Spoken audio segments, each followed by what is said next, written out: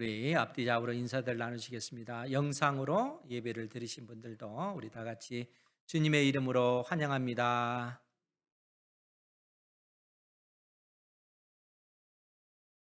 주님의 이름으로 환영하며 축복합니다. 에스겔서 14장에 보면 하나님께서 이스라엘 백성에게, 아니 어쩌면 오늘 우리에게 그러한 비유의 그 질문을 던지십니다. 어떤 나라가 하나님께 범죄하여 하나님께서 그 나라를 심판하려고 하십니다. 그런데 그 나라에 하나님께서 기근을 내려보내서 많은 그 사람들, 모든 사람과 짐승을 끊으려 할 때에 그 가운데서 살아남을 수 있는 사람이 누구겠는가 하는 질문이에요. 그러니까 그 가운데 노아가 있고 다니엘이 있고 욥이 있다 할지라도 자기 믿음으로 자기의 생명을 건지리라, 이렇게 말씀을 하십니다. 또 연거푸 하나님께서 또 질문을 던지시기를, 그 나라에 하나님께서 사나운 짐승의 그 재앙을 내리신다 하자. 그래서 사람과 짐승을 끊으려 할 때 그 가운데서 누가 살 수 있겠느냐? 그 가운데 노아가 있고 다니엘이 있고 욥이 있다 할지라도 그들은 자기 믿음으로 자기의 생명을 구할 것이다, 이렇게 이야기를 합니다. 또 말씀을 하셔요. 그 땅에 하나님께서 칼의 재앙, 칼의 심판을 내린다 하자. 그 가운데서 누가 살아남을 수 있겠는가? 서로 그 가운데 노아가 있고 다니엘이 있고 욥이 있다 할지라도 그들은 다른 사람을 구해내지 못한다는 거예요. 자기 믿음으로 자기의 생명을 구할 뿐이다, 이렇게 얘기합니다. 그리고 한 번 더 말씀하셔요. 그 땅에 하나님께서 전염병의 재앙을 내려서 그 땅의 사람과 짐승의 생명을 끊으려 할 때 그 가운데서 누가 살아남을 수 있겠는가?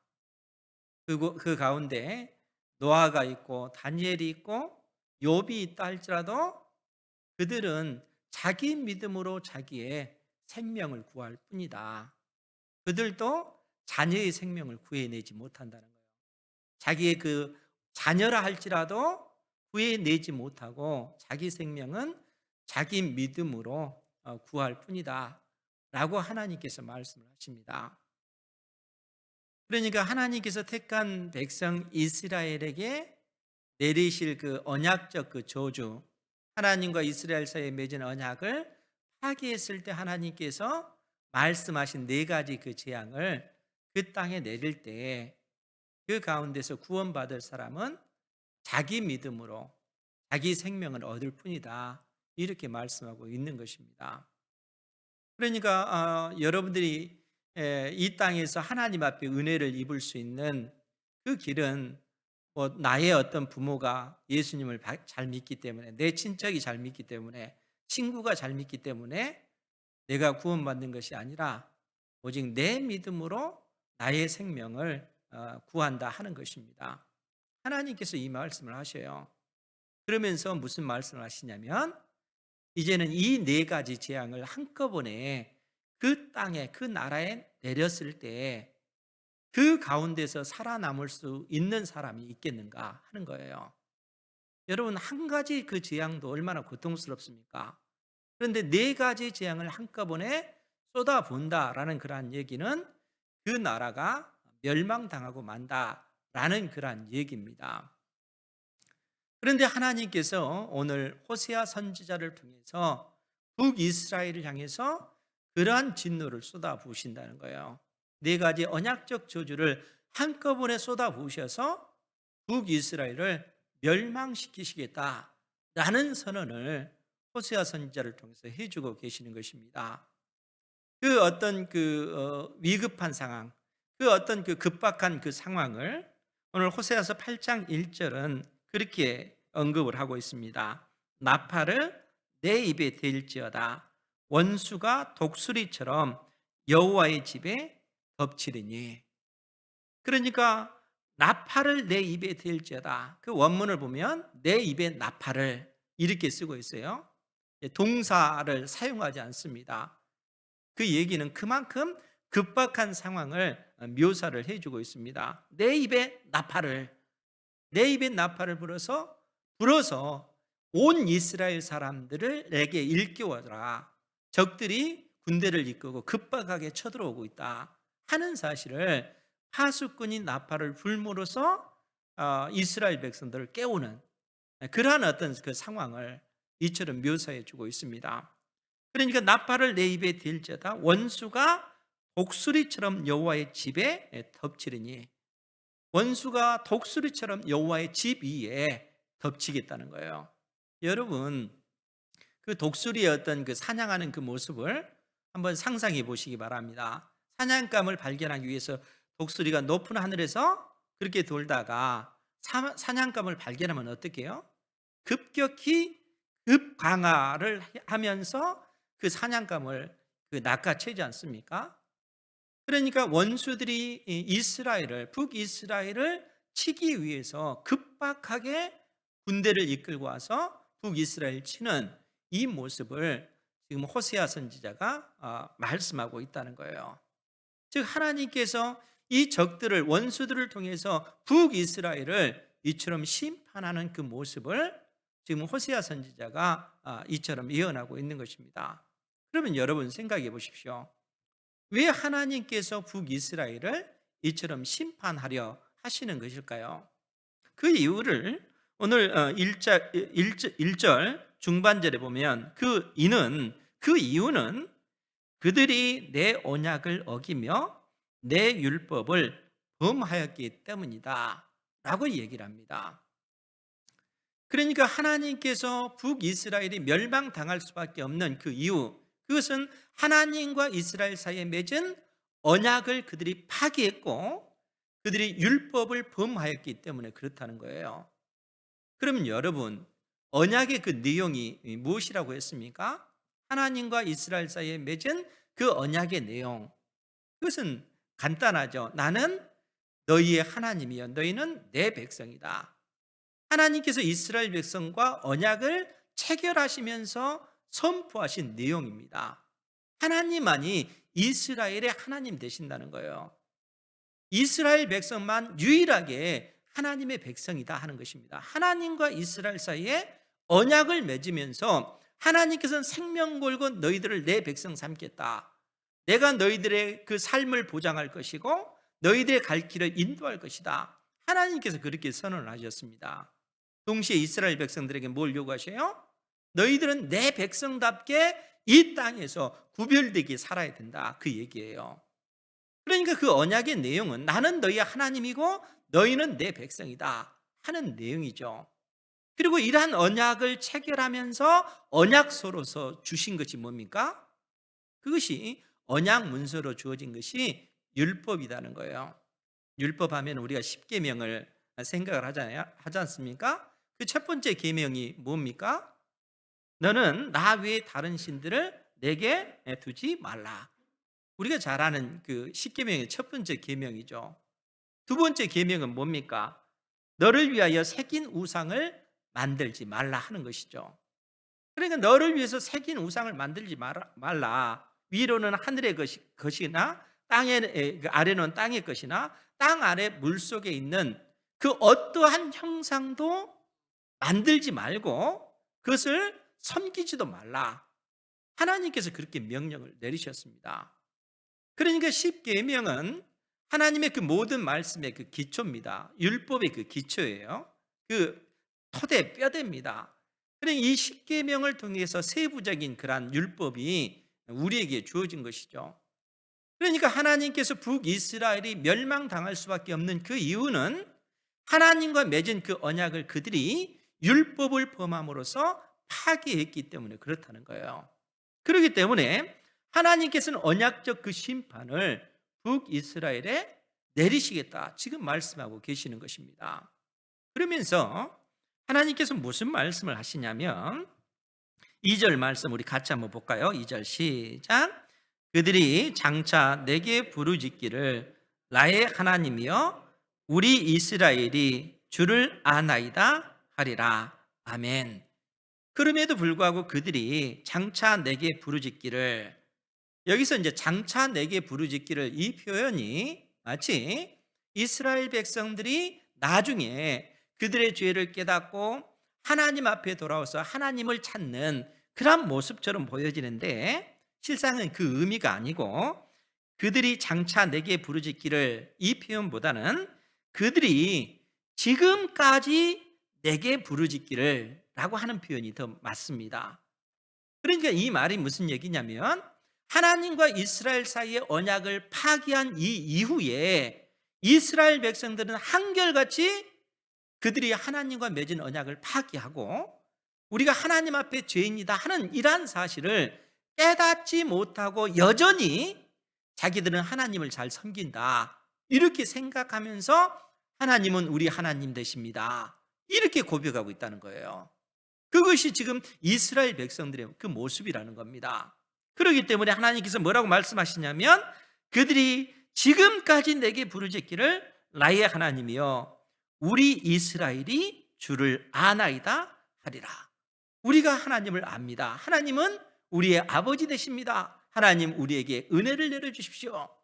하나님과 맺은 언약이 파기되어진 이러한 상황에도 불구하고 그들은 이러한 사실조차도 깨닫지 못하고 여전히 하나님은 우리 하나님이십니다. 하나님은 우리를 도와주십시오. 이렇게 요청하고 있는 그러한 그 모습이라는 거예요. 그것이 지금 현재 이스라엘의 영적인 그 실상이라는 거예요.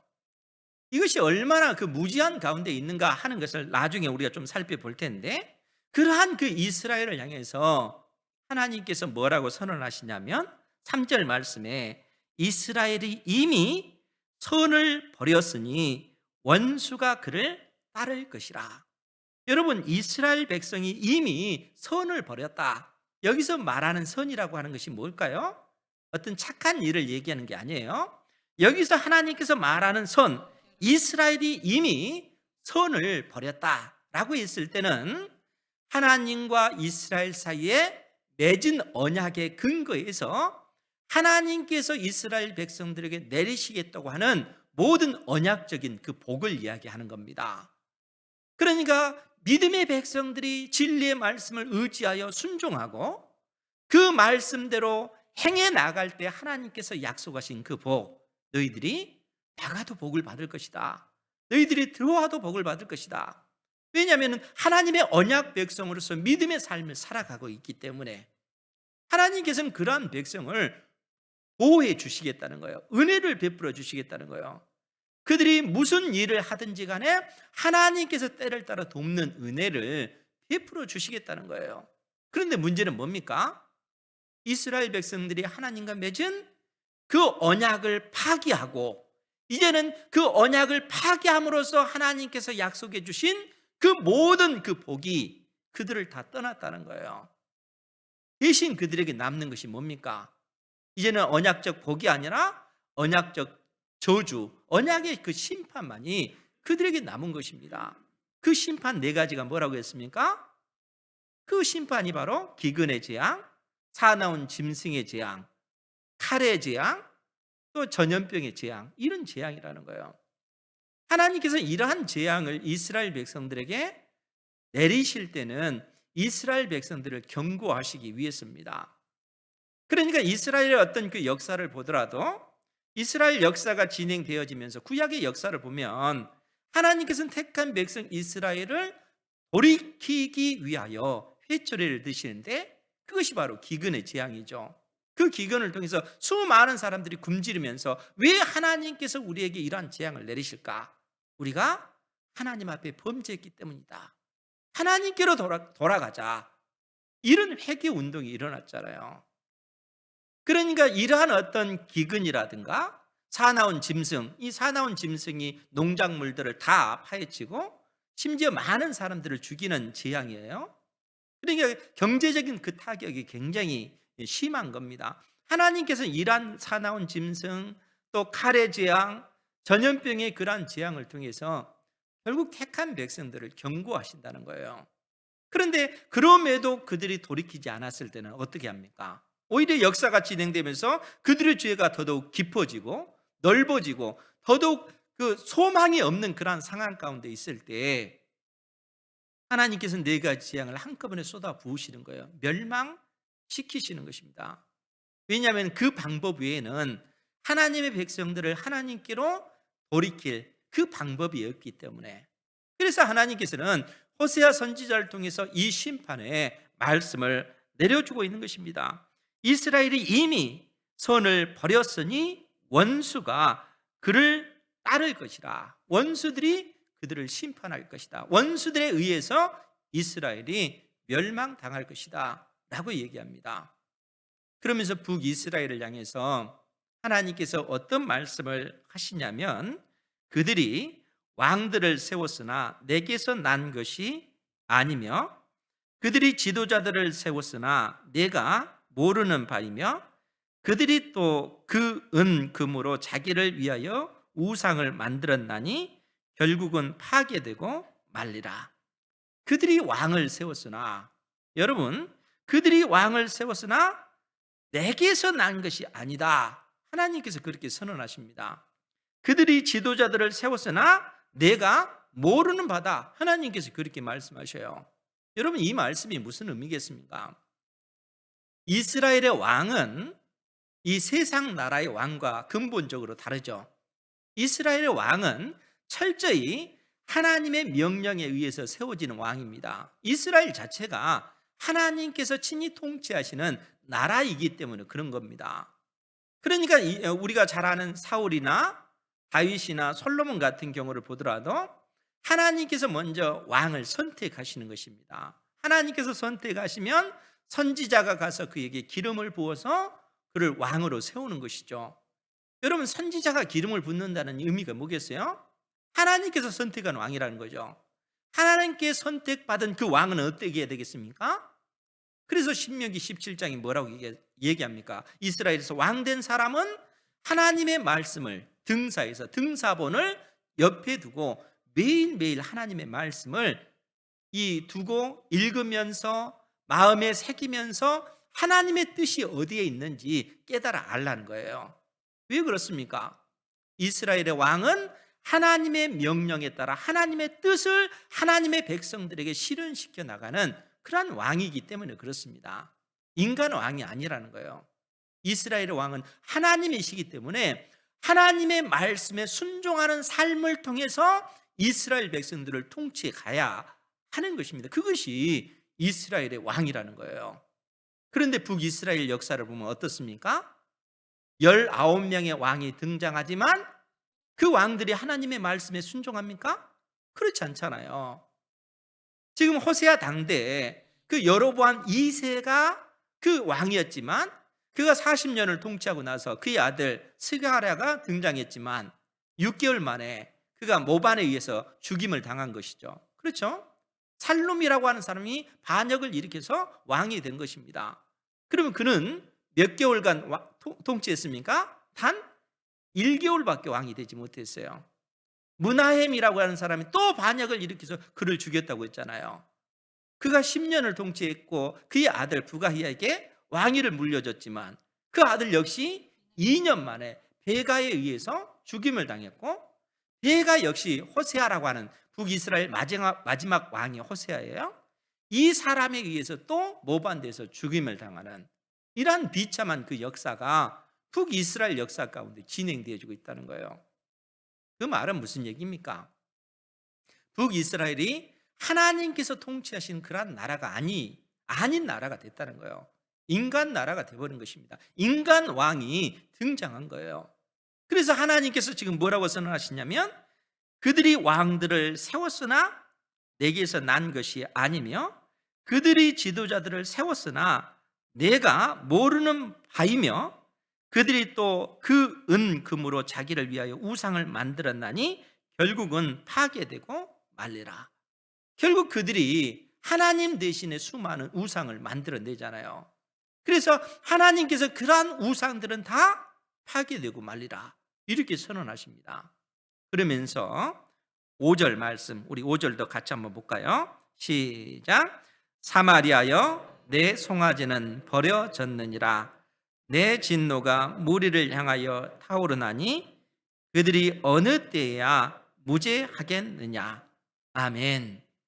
하나님께서 호세아 선지자를 통해서 북이스라엘을 향해서 이처럼 선포하고 있는 것입니다. 사마리아요. 사마리아는 북이스라엘의 수도가 사마리아잖아요. 그러니까 북이스라엘이요, 그 얘기입니다. 사마리아요, 내 송아지는 버려졌느니라. 어떤 송아지를 얘기할까요? 베델과 단에 세워진 금송아지 신을 이야기하는 겁니다. 여러분, 베델과 이 단에 어떻게 이 금송아지 신상이 세워졌어요? 북이스라엘을 최초로 세웠던 그 왕이 여로보암 1세잖아요. 그런데 이 여로보암 1세가 그 솔로몬의 아들 르호보암 때에 북이스라엘, 즉 10지파를 이끌고 북이스라엘을 세웁니다. 남유다는 유다 지파와 베냐민 지파만 남게 돼요. 그러니까 남유다는 솔로몬의 아들 르호보암이 통치하고 북이스라엘 10지파는 여로보암 1세가 통치를 하는 거예요. 근데 여로보암에게 한 가지 고민이 생겼습니다. 그것이 뭐겠어요? 하나님의 그 율법대로 10지파 이스라엘 백성들이 예루살렘, 남쪽에 있는 예루살렘에 1년에 3번씩 하나님을 예배하기 위해서 내려간다는 거예요. 그러니까 여로보암 마음속에 어떤 생각이 드냐면, 아니, 이 북쪽에 있는 10지파 이스라엘 백성들이 자꾸 남쪽에 내려갔다가 하나님을 예배하고 올라오다 보면 이 남유다의 왕 르호보암을 우리의 왕으로 삼자, 이런 생각을 품을 것이 아닌가. 결국 나를 죽이고 그들이 르호보암에게로 돌아갈 수 있겠구나, 이런 생각을 하는 거예요. 그래서 그가 낸 방법이 뭐냐면, 북이스라엘 가장 북쪽에 있는 단과 북이스라엘 남쪽 유다의 경계에 있는 베델에 금송아지 신상을 만든 겁니다. 그리고 뭐라고 얘기하냐면, 이 금송아지가 너희를, 우리 조상들을 애굽 땅에서 인도해 낸 신 여호와 하나님이다, 이렇게 선언을 하는 거예요. 여기서 그치지 않고 이 여로보암 1세가 또 어떤 그 정책을 펴냐면, 레위의 그 자손만이 제사장이 될 수가 있잖아요. 그것이 하나님의 법이죠. 근데 여로보암 1세는 누구나 제사장이 될 수 있도록 보통 사람을 제사장으로 그냥 세워버리는 것입니다. 그리고 그 유대 달력으로 7월 15일은 그 이 초막절 절기잖아요. 그런데 비슷하게 절기를 하나 만드는데 8월 15일에 이 그 우상들을 섬기는, 금송아지를 섬기는 절기를 만드는 거예요. 그러면서 10지파 백성들에게 이제는 더 이상 예루살렘에 내려갈 필요가 없다. 베델과 단에서 우리 하나님을 섬기면 된다. 이 금송아지 신이 여호와 하나님이시기 때문에 이 금송아지 신을 섬기면 된다. 이렇게 정책을 발표한 겁니다. 그런데 여로보암이 이러한 어떤 그 방향으로 나라를 끌고 가니까 그 이후에 등장한 무려 19명의 왕들이 한결같이 여로보암이 걸었던 그 길을 가는 거예요. 베델과 단에 있는 이 금송아지 신을 그들이 섬기는 것입니다. 그것이 이스라엘의 그 죄라는 거예요. 그런데 여러분 생각해 보십시오. 이러한 어떤 반역된 그 길을 가면서 그들이 뭐라고 하나님 앞에 기도하는 거예요? 하나님 앞에 그들이 2절에 표현된 대로 그들이 지금까지 내게 부르짖기를 나의 하나님이여 우리 이스라엘이 주를 아나이다, 이렇게 얘기하고 있다는 거예요. 여전히 반역의 그 길을 걸어가면서 우리는 하나님을 잘 섬기고 있습니다. 그러니까 하나님 우리에게 복을 주십시오, 이렇게 고백하고 있는 이런 모습을 보여주고 있다는 거예요. 여러분, 이게 얼마나 지금 어리석은 그 길입니까? 오직 했으면 하나님께서 6절에 이것은 이스라엘에서 나고 장인이 만든 것이라 참신이 아니니 사마리아의 송아지가 산산조각이 나리라. 오직 하면 하나님께서 이 말씀을 하겠습니까?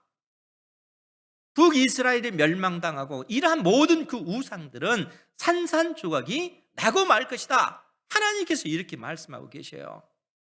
그러니까 북이스라엘 백성들은 여호와 하나님, 우리 주님, 내가 주님을 압니다, 우리가 주님을 압니다, 이렇게 고백하지만 정작 그들의 어떤 실체는 뭡니까? 하나님과 맺은 언약을 파기하고 반역의 그 길을 가고 있다는 거예요. 하나님께서 그들에게 내리신 그 모든 은혜와 그 복, 그 물질들을 다 하나님께서 주셨음에도 불구하고 이 은금을, 이 재물을 바알신이, 아세라신이 우리에게 줬다, 이렇게 얘기하잖아요. 하나님께서 그들에게 주신 그 복을 오히려 우상을 아름답게 만들고 치장하는, 은과 금으로 만들어서 섬기는 이러한 악을 자행하고 있잖아요. 하나님께서 은혜를 주셨음에도 불구하고 오히려 더 타락한 그 길로 가고 있는, 그것이 북이스라엘의 모습이라는 거예요. 그러면 왜 이런 일이 벌어지겠습니까? 어떻게 해서 이런 일이 발생하겠습니까? 그것은 결국 그들이 하나님의 말씀에 대해서 무지하기 때문에 그렇다는 거예요. 하나님의 말씀에 대해서 무지하기 때문에 하나님의 뜻을 알지 못하는 거예요. 그들이 종교적인 그러한 열심은 있지만 하나님의 백성답게 이 땅에서 구별되어 살아가는 삶의 도리는 그들이 알지 못하는 것입니다. 그것이 북이스라엘의 영적 그 실상이라는 거예요. 오늘날 우리의 모습은 어떨까요? 우리 역시 그럴 수가 있어요. 우리가 하나님의 말씀에 대해서 무지하면 열심히 교회에 나와서 예배를 드리지만 하나님의 자녀답게 이 땅에서 살아가지 못할 수가 있다는 거예요. 그러면서 우리는 스스로 위안하면서 내가 하나님의 백성이다, 내가 하나님을 섬겨, 이렇게 얘기할 수 있겠죠. 말씀에 대해서 무지하면 교회가 그렇게 되어질 수 있다는 거예요. 하나님의 백성, 구약의 교회라 일컬어지는 그 이스라엘이 이처럼 세상 나라와 똑같은 그러한 나라가 되고 말았다는 거예요. 오늘날에도 역시 마찬가지라는 얘기입니다. 여러분, 이 땅에서도 돈이 있고 어떤 그 명성이 있고 어떤 그 권세가 있으면 그 사람이 그 영향력을 행사하잖아요. 그런데 그러한 사람이 몸된 교회에 들어왔다고 생각해 보십시오. 그리고 하나님의 말씀에 대해서는 무지해요. 그분들이 이 교회에서 어떤 직분을 가졌다고 생각해 보십시오. 말씀에 대해서 무지한데 그가 세상적인 그러한 영향력으로 교회에 그러한 어떤 영향력을 나타낸다면 그 교회가 어떻게 되겠습니까? 이 땅에서 구별된 주께서 피 흘려 세우신 그러한 교회로서 그 본연의 사명을 감당할 수 있겠어요? 이 세상 속에서 구별된 그러한 모습으로 설 수가 있겠습니까? 말씀에 무지하면 주님께서 피 흘려 세우신 몸된 교회가 이 세상의 어떤 한 단체처럼 그렇게 변할 수도 있다는 거예요. 말씀에 대해서 무지하면 그렇게 되어지는 것입니다. 북이스라엘이 실상 그랬다는 거예요. 사랑하는 성도 여러분, 주님의 말씀을 정말 사랑하시기 바랍니다. 하나님의 말씀을 부지런히 배우셔야 돼요. 성경을 읽고 또 하나님께서 주시는 은혜의 말씀이 있으면 마음속에 새기고 암송하면서 말씀을 붙잡고 하나님 앞에 기도하는 그 삶을 살아가셔야 돼요. 그래야만이 우리가 영적으로 우리의 영혼이 살 뿐만 아니라 나를 통해서 주의 몸된 교회가 건강하게 세워지는 것입니다. 교회가 건강하게 세워지면 이 땅이 이 세상의 빛과 소금의 역할을 감당하기 때문에 교회가 있는 그 사회가, 그 나라가, 민족이 건강해지게 될 수밖에 없습니다. 하나님께서 우리를 그래서 이 세상의 빛이요 소금으로 불러내신 것입니다. 구약의 이스라엘 백성들이 이 사명을 감당하지 못하는 거예요. 자기들은 열심히 하나님을 섬긴다고 그렇게 얘기하죠. 우리가 하나님을 압니다, 내가 하나님을 압니다 라고 하면서도 그들이 오히려 하나님 앞에 범죄하는 그 길을 걷고 있다는 거예요. 그래서 하나님께서는 그러한 그 북이스라엘을 심판하시겠다라고 말씀하고 계시는 것입니다. 그러면서 7절에 그렇게 말씀하십니다. 우리 7절 말씀 같이 한번 볼까요? 시작. 그들이 바람을 심고 광풍을 거둘 것이라. 심은 것이 줄기가 없으며 이삭은 열매를 맺지 못할 것이요 혹시 맺을지라도 이방 사람이 삼키리라. 아멘. 결국 북이스라엘의 그 모습은 뭔가? 그들이 바람을 심었다는 거예요. 그렇지 않습니까? 북이스라엘이 시작되면서 베델과 단의 금송아지 신상을 심는 것, 결국 그들이 바람을 심는 것이죠. 그러면서 북이스라엘 역사가 진행되면서 오히려 그들의 죄악은 더더욱 깊어졌고 그들의 죄악은 더더욱 넓어졌으며 나중에는 어떻게 해볼 수 없는, 도저히 고침받을 수 없는 그러한 상황이 되어버렸다는 겁니다. 그래서 그들이 바람을 심었는데 결과적으로는 광풍을 거둘 것이라. 결국 북이스라엘이 멸망당할 수밖에 없는 이런 상황이 되었다는 겁니다. 뿐만 아니라 심은 것이 줄기가 없으며, 심은 것이 마땅히 자라서 줄기가 있어야 되죠. 그런데 줄기가 없는 그러한 상황이라는 거예요. 이삭은 열매를 맺지 못할 것이요, 그것이 북이스라엘의 모습입니다. 그러면서 하나님께서 뭐라고 얘기했냐면, 혹시 맺을지라도 이방 사람이 삼키리라.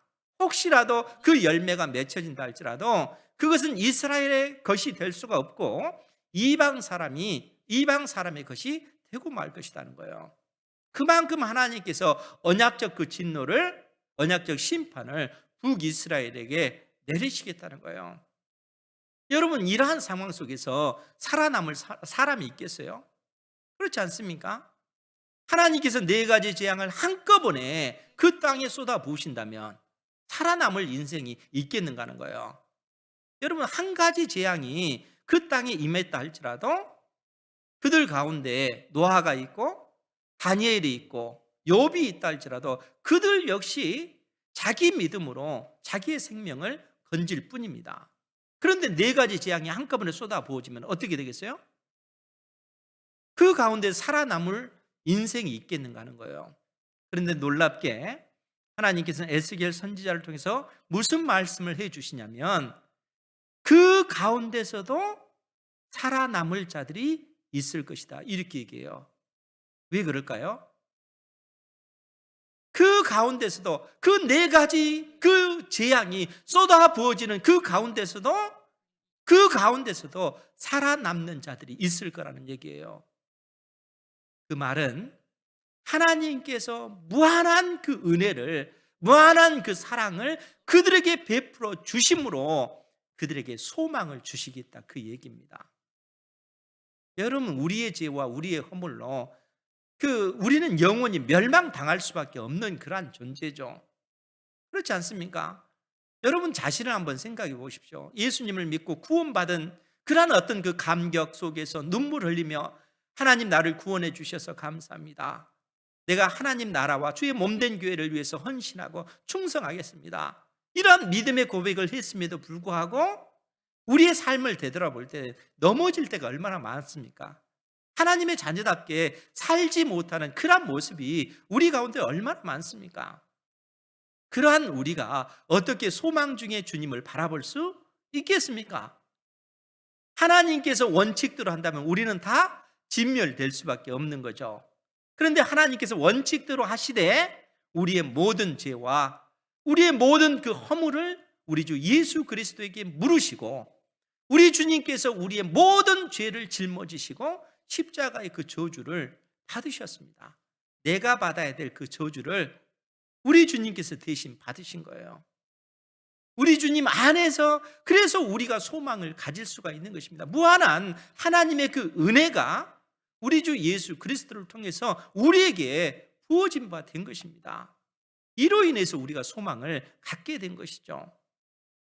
우리 하나님께서 진리의 말씀을 통해서 우리에게 이러한 놀라운 가르침을 주고 계시다는 거예요. 그러면서 네가 구원받은 하나님의 자녀답게 이제는 이 땅에서 빛이요 소금으로서 그 본연의 모습을 드러내라. 너의 인생이 어떠한 상황 속에 있다 할지라도 그 가운데서도 너의 믿음이 있음을 보이라. 하나님께서 우리에게 요구하고 계시다는 거예요. 여러분, 전염병이 아무리 창궐한다 할지라도 그 가운데서 은혜 입는 사람들은 그 믿음으로 하나님 앞에 살게 되어져 있습니다. 하나님께서 주시는 그 은혜가 우리를 살게 한다는 거예요. 이 믿음 가운데 살아가는 여러분들 되시기 바랍니다. 그리고 스스로 여러분들 자신을 되돌아봐야 돼요. 이러한 상황 속에서 내가 오히려 나의 믿음이 있음을 하나님 앞에 보이리라. 왜냐하면 하나님께서는 그것을 우리에게 요구하고 계시기 때문에 그런 것입니다. 우리 믿음이 있음을 보이라는 거예요. 아무리 이 세상이 어렵고 힘든 그러한 상황이 됐다 할지라도 전염병이 창궐하고 경제적인 그런 위기 속에 있다 할지라도 우리는 믿음으로 주님을 바라보는 것이죠. 하나님께서는 결국에는 택한 자녀들을 그 절망스러운 그 상황 속에서도 건져내실 것이다. 이 믿음이 있어야 되는 것이죠. 주님께서 호세아 선지자를 통해서 우리에게 그 말씀을 하고 계시다는 겁니다. 오늘 하나님께서 이 아침에 우리에게 주시는 이 말씀을 마음속에 새기시기를 바랍니다. 그리고 믿음의 삶을 사시기 바랍니다. 우리에게 부활 생명, 예수님의 생명이 있기 때문에 그런 것이죠. 하나님께서 택한 자녀들에게 베푸실 그 은혜가 얼마나 크고 놀라운 것인지 사모하시면서 한 주간 하나님께서 주신 그 날들, 그 시간들 믿음으로 승리하는 여러분들 되시기를 주님의 이름으로 축복합니다. 기도하겠습니다.